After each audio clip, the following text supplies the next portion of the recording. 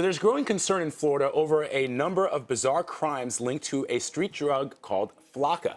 It's one of the newer chemicals in the booming so-called designer drug market. The drug can be snorted, smoked, injected, or even swallowed. Last night, Dr. Jon LaPook joined CBSN to explain this dangerous new drug. Flakka is the latest in these generation of amphetamine-like drugs. So it's the next thing after, Molly, MDMA, ecstasy. These are things that increase the amount of amphetamine effect in your body. What amphetamines do is they increase dopamine, the pleasure chemical, and serotonin and norepinephrine, all these neurotransmitters that can make you initially more alert, euphoric, things like that.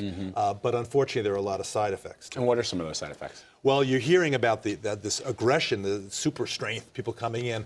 It reminds me of angel dust in the early 80s, phencyclidine, PCP. And I was in the emergency room at Columbia back then, and I know somebody who came in dusted because they'd come in with 7, policemen holding down every part of their body, and they would be have superhuman strength. And it sounds like this is a very similar thing. When you have this flood of too much of all these neurotransmitters, you can have too high of a temperature, your blood pressure can go up, you can actually seize. If you've seen somebody who's taking an amphetamine drug, their eyes, their pupils dilate, they can have sweaty palms. Those are kind of mild side effects, but the serious one can lead to irregular heartbeat, seizure, death, too much high temperature in the body, and every single organ system, if you just go down them, every single organ system can be affected.